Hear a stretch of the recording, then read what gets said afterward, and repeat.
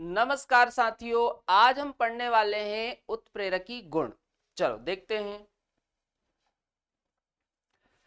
तो D block के जो तत्व होते हैं और इन तत्वों के जो यौगिक होते हैं, इनमें उत्प्रेरकी गुण देखने को मिलता है ना। चलो पढ़ो एक एक करके पॉइंट। संक्रमण तत्व तथा उनके यौगिक उत्प्रेरकी गुण प्रदर्शित करते हैं। ठीक है, मतलब संक्रमण तत्व या फिर इनके यौगिक। संक्रमण तत्व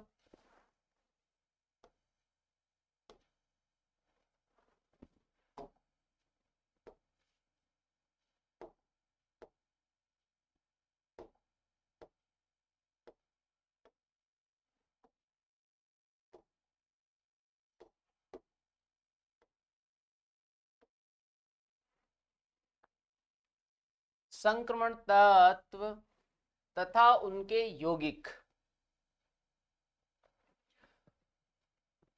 उत्प्रेरकी गुण प्रदर्शित करते हैं। और यदि हम देखें कि भाई ये उत्प्रेरकी गुण का कारण क्या है, तो भाई उत्प्रेरकी गुण का कारण है परिवर्तनशील संयोजकता और इनकी सतह पर मुक्त संयोजकता। ठीक है, उनकी परिवर्तनशील संयोजकता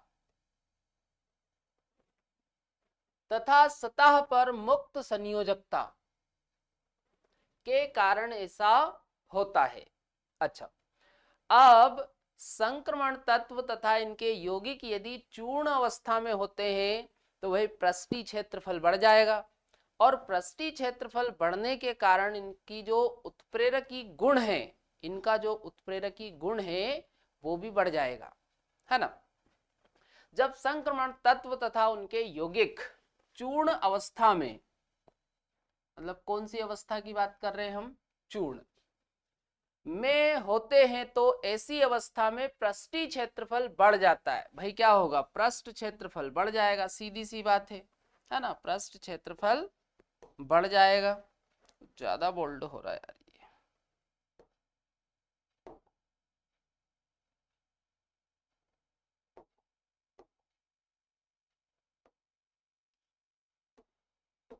ये ठीक है।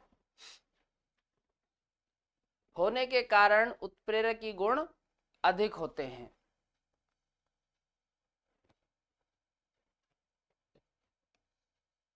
चलो नोट करो ये पहले, फिर आगे अपन देखते हैं।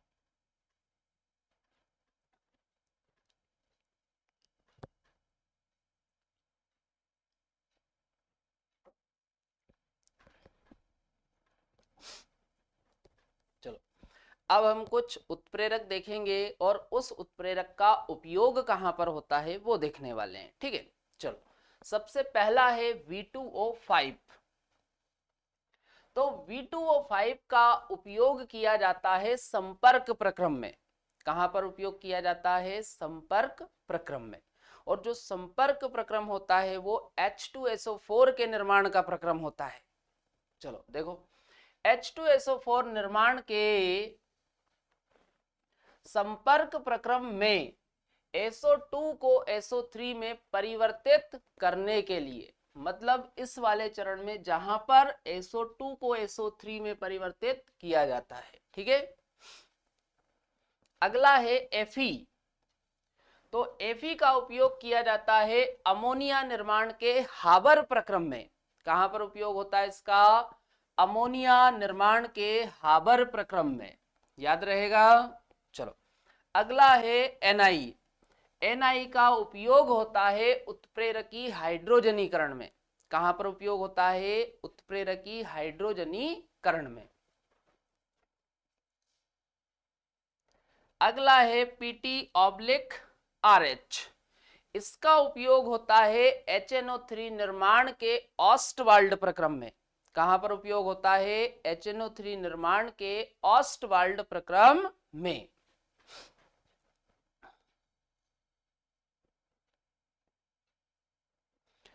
अगला देखो, अगला है MnO2। तो MnO2 का उपयोग होता है KClO3 का जब हम वियोजन करवाते हैं, KClO3 का जब हम वियोजन करवाते हैं तो MnO2 उत्प्रेरक के रूप में लेते हैं, है ना।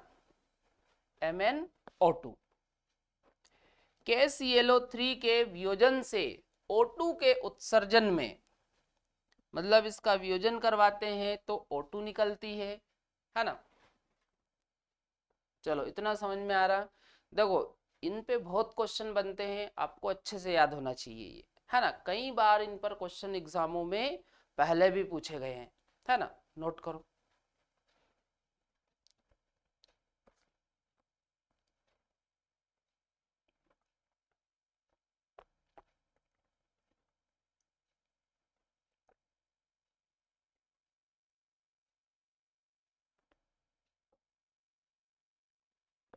कर लिया नोट। चलो अगला देखो, अगला है Cu, कॉपर। तो इसका उपयोग होता है अल्कोहल के विहाइड्रोजनीकरण में। कहां पर उपयोग किया जाता है इसका? अल्कोहल के विहाइड्रोजनीकरण में। अगला है TiCl4। इसका उपयोग किया जाता है पॉलीथीन के उत्पादन में। TiCl4 का उपयोग कहां पर किया जाता है बच्चों? पॉलीथीन के उत्पादन में, है ना। पढ़ो। पॉलीथीन के उत्पादन में जिगलर नाटा उत्प्रेरक के रूप में, ध्यान रखना, काय के रूप में करते हैं? जिगलर नाटा उत्प्रेरक के रूप में, है ना। अगला FeCl3। तो FeCl3 का उपयोग किया जाता है CCl4 के निर्माण में।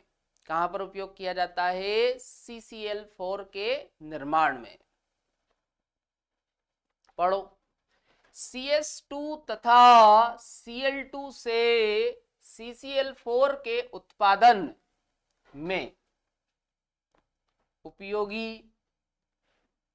अगला CuCl2। इसका उपयोग होता है डेकान प्रोसेस में। कहां पर होता है? डेकान प्रोसेस में, है ना। ये थोड़ा सा अपन इसको सही करते हैं।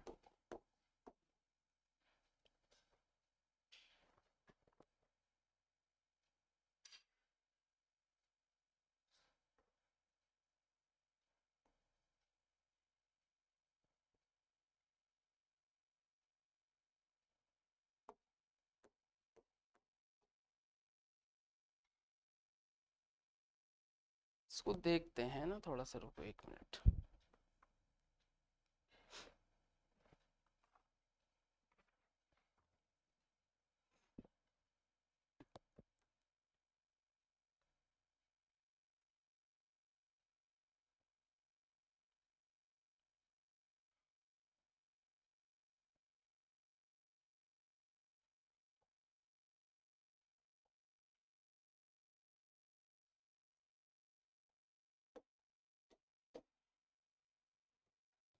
चलो, तो CuCl2 का उपयोग कहां पर होता है? डेकन या डेकान करके बोलते हैं, है ना। ऐसा करते हैं, रुको थोड़ा मैं देखता है ना।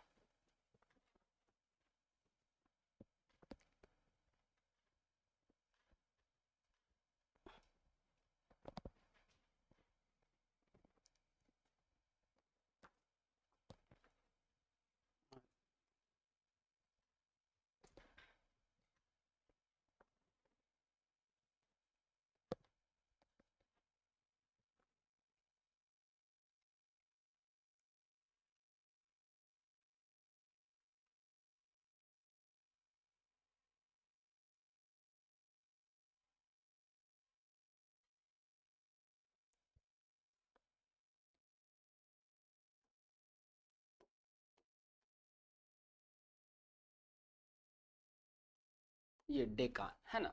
चलो ठीक है, तो डेकान बोलते हैं। क्या बोलते हैं? डेकान, है ना। चलो, तो ध्यान रखना CuCl2 का उपयोग कहां पर करते हैं? डेकान प्रक्रम में। देखो प्रक्रम की जगह पर आप विधि भी बोल सकते हो। प्रक्रम की जगह पर आप क्या बोल सकते हो? विधि, है ना। तो पढ़ो। डेकान प्रक्रम में HCl से Cl2 बनाने के लिए, है ना, यहां पर HCl से क्या बनाते हैं, Cl2, और यहां पर उपयोग किसका करते हैं, CuCl2 कैटेलिस्ट के रूप में उपयोग कर रहे हैं, और विधि को क्या बोल रहे हैं, डेकान प्रक्रम। चलो अगला देखो, अगला है PdCl2, तो इसका उपयोग करते हैं हम वाकर प्रक्रम में। कहां पर उपयोग करते हैं इसका, वाकर प्रक्रम में, याद रहेगा।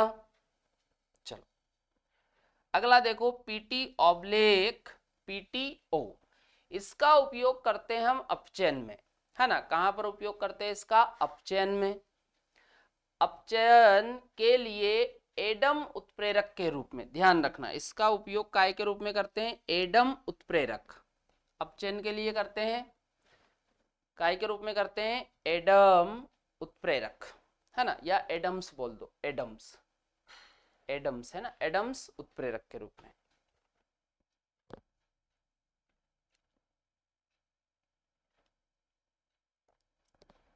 चलो कर लिया नोट। अगला देखो, चलो आगे अब हम पढ़ने वाले हैं मिश्र धातु का निर्माण, है ना।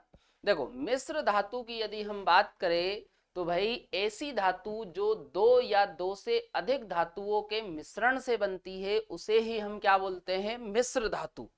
क्या बोलेंगे, उसे ही मिश्र धातु। तो मिश्र धातु बनाने की सर्वाधिक प्रवृत्ति होती है संक्रमण तत्वों की। किनकी होती है सर्वाधिक प्रवृत्ति, संक्रमण तत्वों की। चलो पढ़ो, संक्रमण तत्वों में मिश्र धातु बनाने की सर्वाधिक प्रवृत्ति होती है।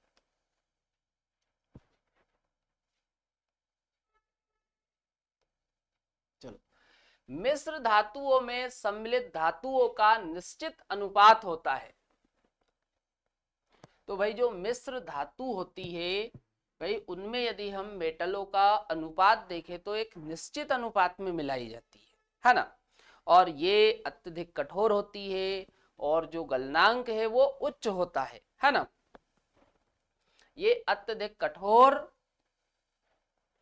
व उच्च गलनांक रखते हैं, ठीक है। ये पढ़ो, फिर इसके बाद हम कुछ मिश्र धातु देखने वाले हैं, है ना। नोट करो पहले,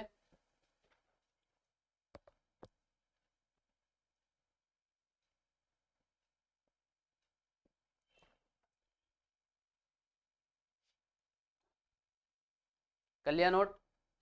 चलो ठीक है, आगे देखो। अब यहां पर देखो फर्स्ट है कांसा। तो भाई कांसा में कॉपर होता है और टिन, आप देखो परसेंट भी दे रखा ब्रैकेट में, है ना। तो भाई कांसा, कांसा में कॉपर होता है और टिन। अगला, अगला है पीतल। तो पीतल में होता है कॉपर और जिंक, कॉपर और जिंक। अगला है गन मेटल। गन मेटल में कॉपर होता है, जिंक होता है और टिन। तो कॉपर, जिंक और टिन, ठीक है ना। अगला है जर्मन सिल्वर। क्या है, जर्मन सिल्वर। तो जर्मन सिल्वर में कॉपर होता है, जिंक होता है और निकेल होता है। कॉपर, जिंक और निकेल, ठीक है। अगला है बेल मेटल, हिंदी में घंटी धातु बोलते हैं। क्या बोलते हैं, घंटी धातु।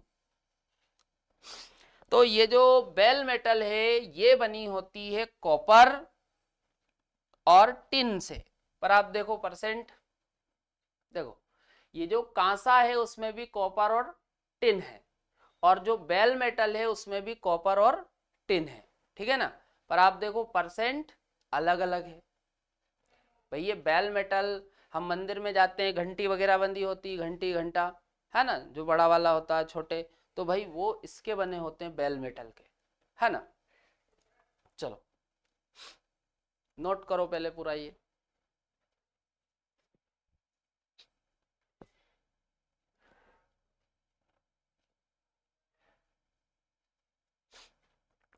कर लिया नोट। चलो अगला देखो। अब अगला हम विभिन्न प्रकार के लोहे में कार्बन का प्रतिशत देखने वाले हैं, है ना।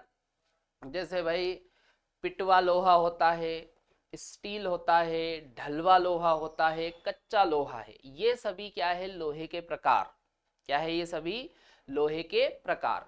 तो भाई इनमें कार्बन का जो प्रतिशत है वो सब में अलग अलग होता है। चलो एक एक करके हम देखते हैं। सबसे पहला है पिटवा लोहा। तो भाई ये जो पिटवा लोहा है इसमें कार्बन का प्रतिशत होता है 0.1 से 0.25। कितना होता है? 0.1 से 0.25, है ना। ये आप आगे जीरो भी लगा सकते हो, है ना, इसके ये पॉइंट के आगे लगा सकते हो, नहीं भी लगाओगे तो भी चल जाएगा। अगला स्टील।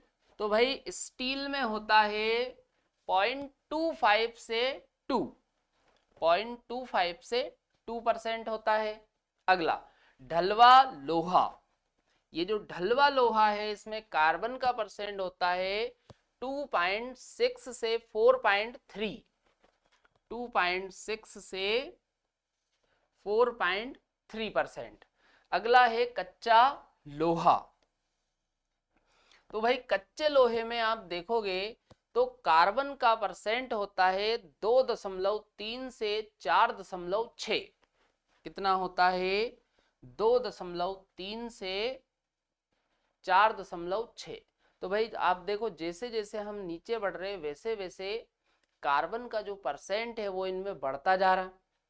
भाई जैसे आप देखो सबसे ज्यादा यदि हम देखें तो ये जो कच्चा लोहा है इसमें देखो कार्बन का परसेंट ज्यादा है, जबकि सबसे कम हम देखें तो भाई ये जो पिटवा लोहा है इसमें आप देखो कार्बन का जो परसेंट है वो सबसे कम है। ठीक है ना।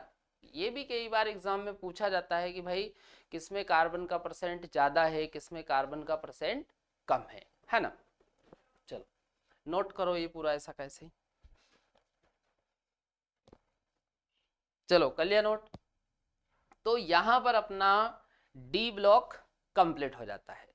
अब हम कल से चालू कर देंगे एफ ब्लॉक, है ना।